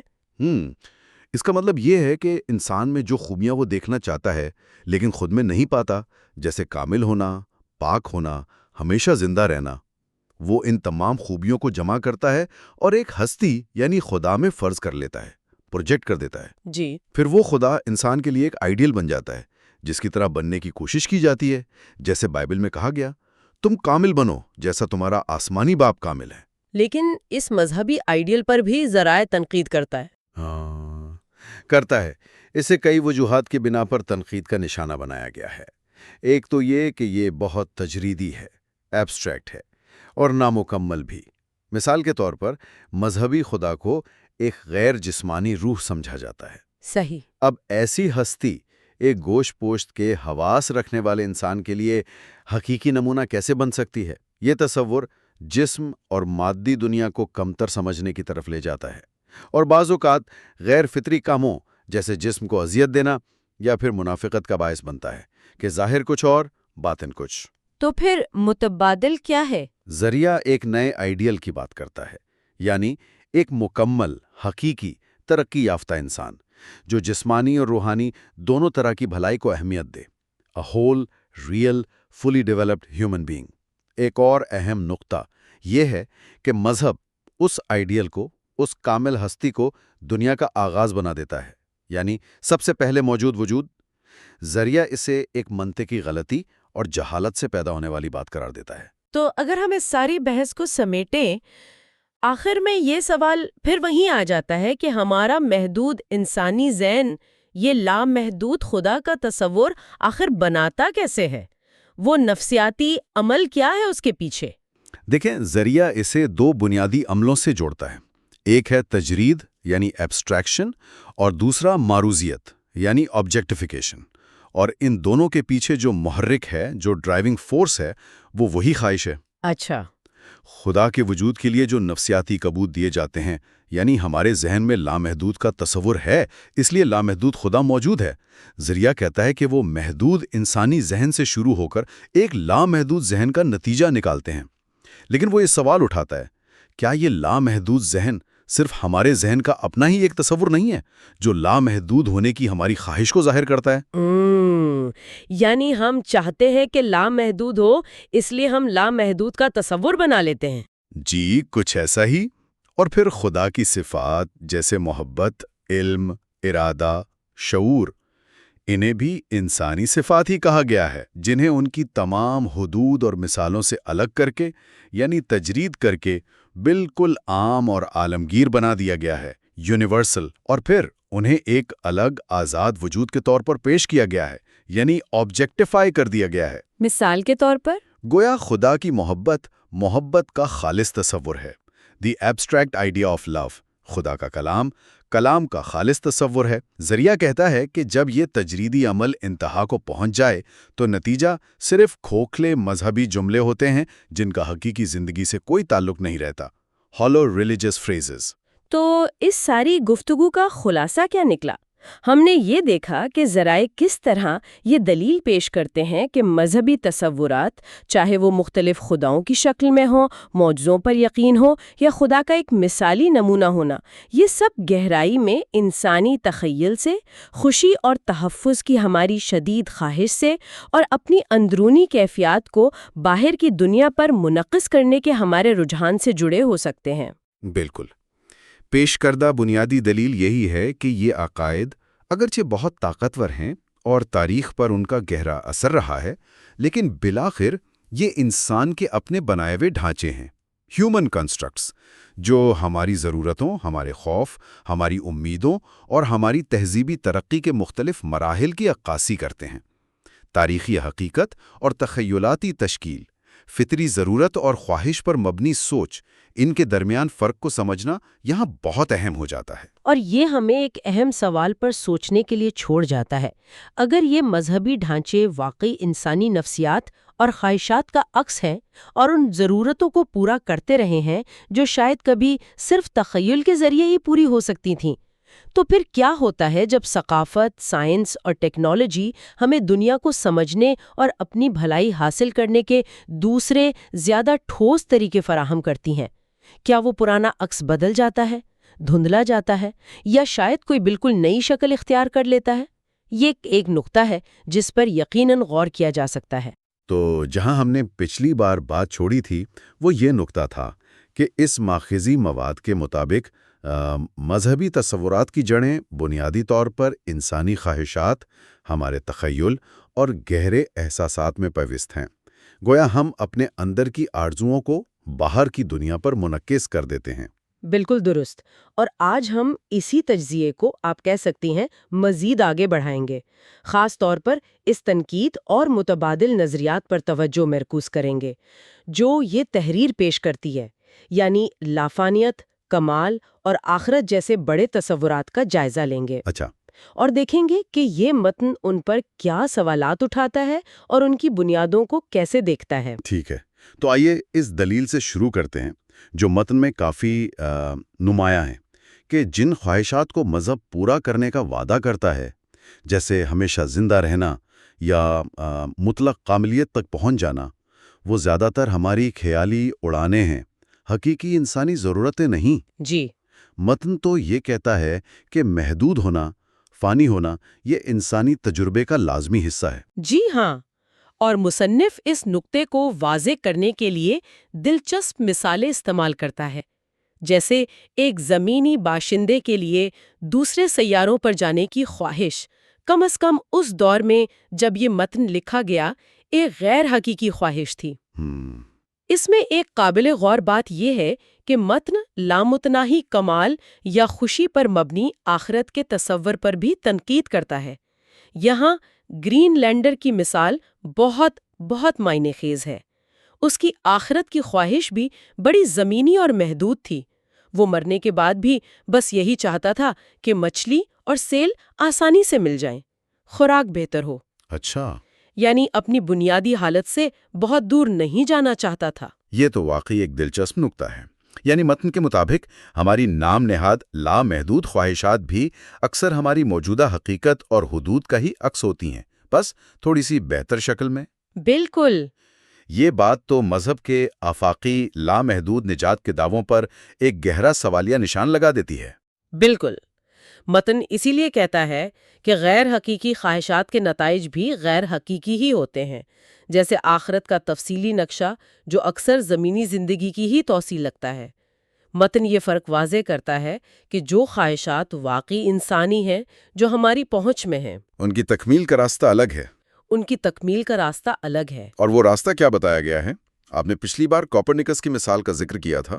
جی، متن کہتا ہے کہ حقیقی خواہشات انسانی تاریخ، علم اور ترقی کے ذریعے پوری ہوتی ہیں۔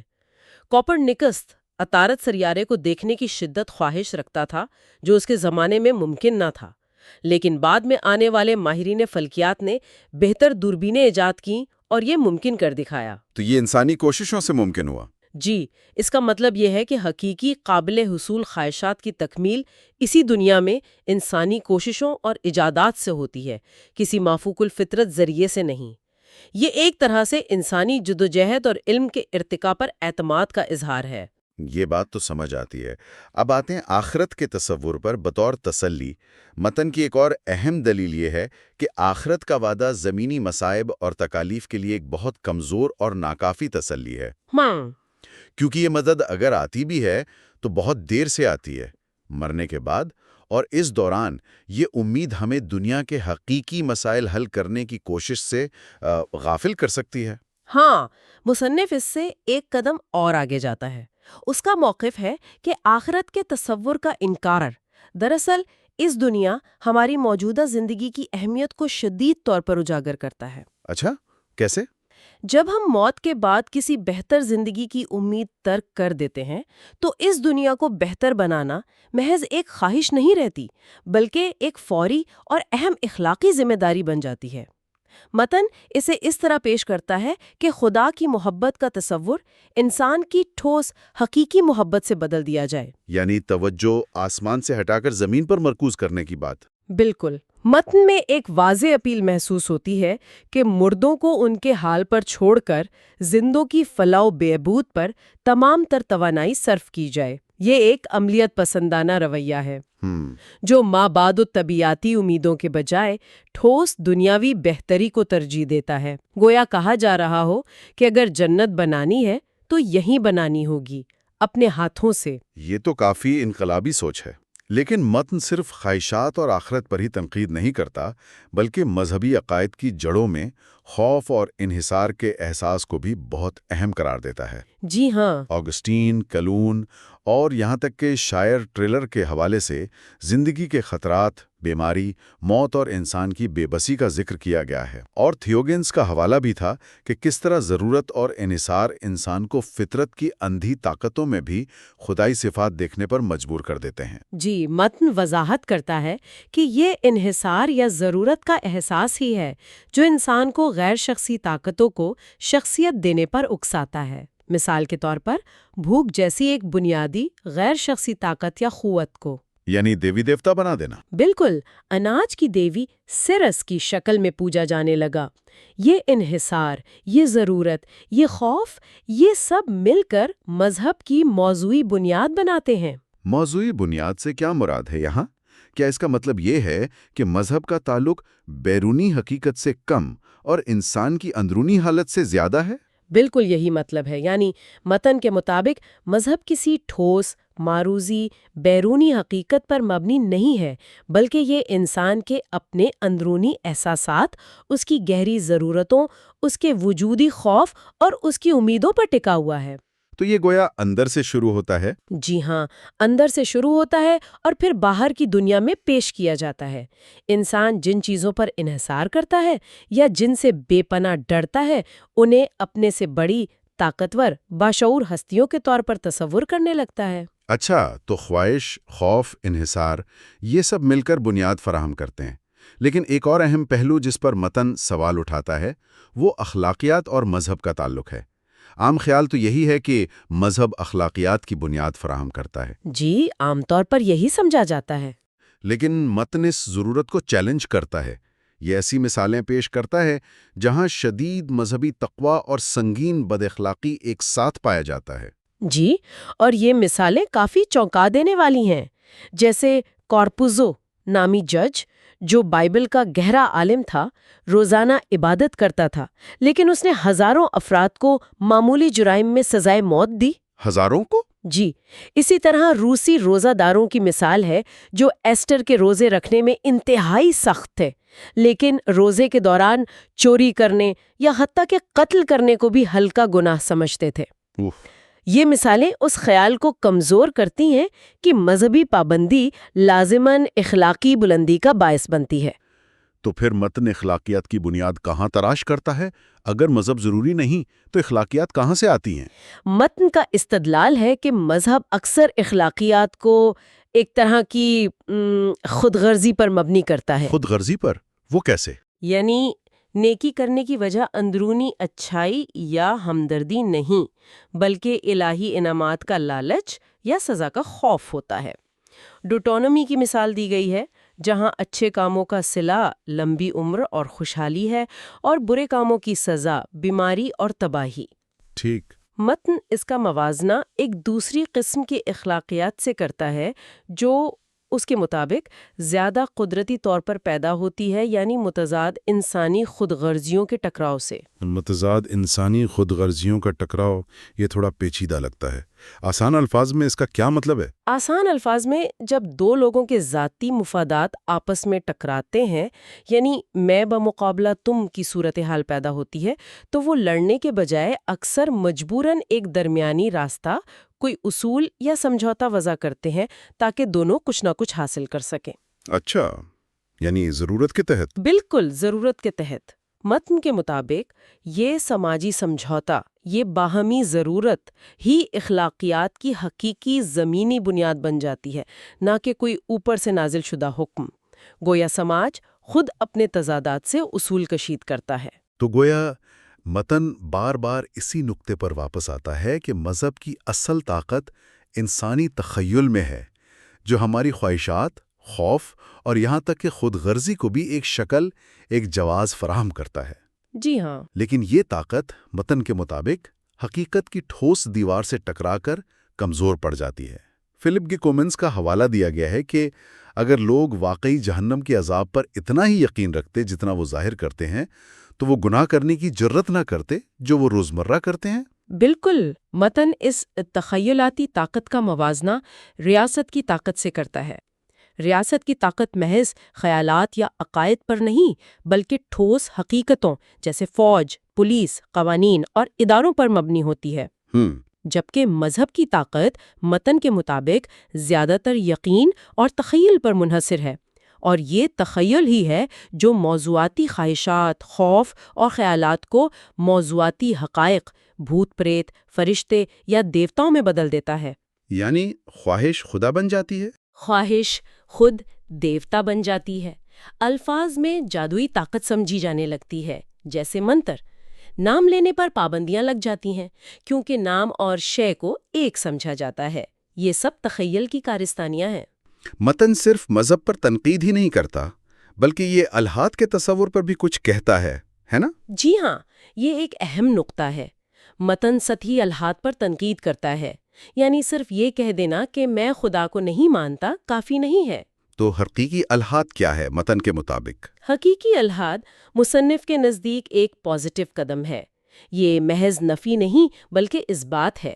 یہ انسانیت کی، اس کی صلاحیتوں کی، اس کی جائز خود غرضی، یعنی اپنی فلاح و بہبود کی فکر، جسے منفی نہیں سمجھا گیا، اور ترقی کی تصدیق کرتا ہے۔ اچھا، یہ خدا کی نفی کو انسانی ذات کے اثبات میں بدل دیتا ہے۔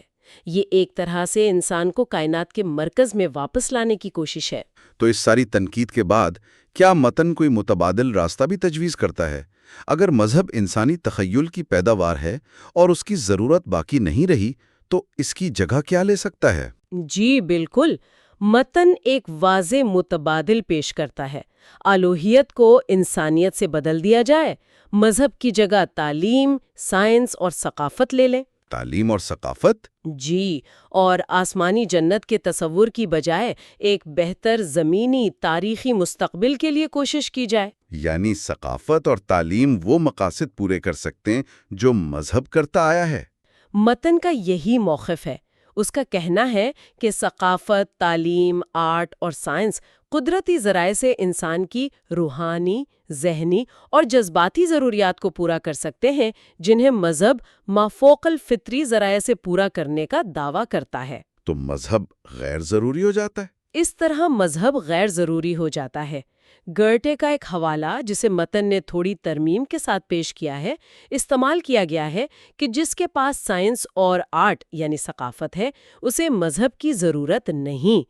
ثقافت انسان کی بہترین صلاحیتوں کو اندر سے ابھرنے کا موقع دیتی ہے، یہ کسی بیرونی خوف یا انعام کے ذریعے مسلط نہیں کی جاتی۔ لیکن ہم دیکھتے ہیں کہ بہت سے مہذب، تعلیم یافتہ لوگ بھی توہم پرستی یا مذہبی عقائد رکھتے ہیں۔ متن اس تضاد کی کیا وضاحت کرتا ہے؟ متن تسلیم کرتا ہے کہ انسانی ترقی غیر مساوی اور ناہموار ہوتی ہے۔ ایک ہی فرد یا معاشرہ بے وقت کچھ شعبوں میں بہت ترقی یافتہ اور دوسرے میں قدامت پسند ہو سکتا ہے۔ ٹھیک۔ علم اور ثقافت پھیلتے ہیں، لیکن پرانے عقائد، خاص طور پر مذہب، اکثر اپنی جگہ جامد رہتے ہیں یا بہت آہستگی سے بدلتے ہیں۔ یہ انسان کی نفسیات اور سماج کی پیچیدگی کی علامت ہے۔ تو اگر ہم اس پوری گفتگو اور ماخذی مواد کے تجزیے کو سمیٹیں تو بنیادی دلیل یہ سامنے آتی ہے کہ مذہبی عقائد، چاہے وہ خدا کا تصور ہو، آخرت کی امید ہو یا معجزات پر یقین، یہ سب انسانی تخیل، گہرے احساسات اور شدید خواہشات کی پیداوار ہیں۔ جی، یہ خاص طور پر ہماری جہالت، وجودی خوف اور خوشی و تحفظ کی تلاش کے جواب میں پیدا ہوتے ہیں، اور اکثر حقیقی، قابل حصول ضروریات کے بجائے غیر حقیقی، لامحدود سمجھی جانے والی خواہشات کو پورا کرنے کی کوشش کرتے ہیں۔ بالکل۔ اور مصنف کا حتمی نقطہ یہ ہے کہ ان نفسیاتی اور سماجی جڑوں کو سمجھنا ہمیں مذہب کے دائرے سے فکری طور پر آگے بڑھنے کی اجازت دیتا ہے۔ یہ ہمیں اپنی توجہ انسانی صلاحیتوں، سائنسی ترقی اور زمینی مسائل کو یہیں اسی دنیا میں انسانی کوششوں، تعلیم اور ثقافت کے ذریعے حل کرنے پر مرکوز کرنے کا موقع فراہم کرتا ہے۔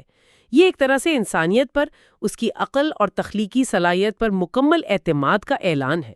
اور یہ تجزیہ ہمیں ایک آخری غور طلب سوال پر چھوڑ جاتا ہے، جو براہ راست اسی متن کے دلائل سے نکلتا ہے۔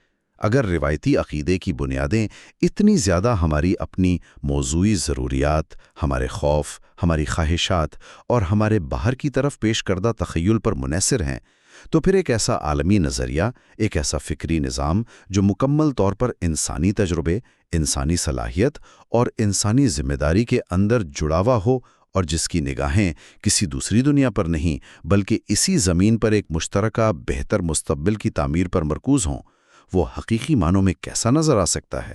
یہ ایک بہت گہرا سوال ہے۔ جی، یہ ایک ایسا سوال ہے جو یہ متن اپنے قاری کے ذہن میں چھوڑ جاتا ہے، جس پر مزید سوچ بچار کی گنجائش باقی رہتی ہے۔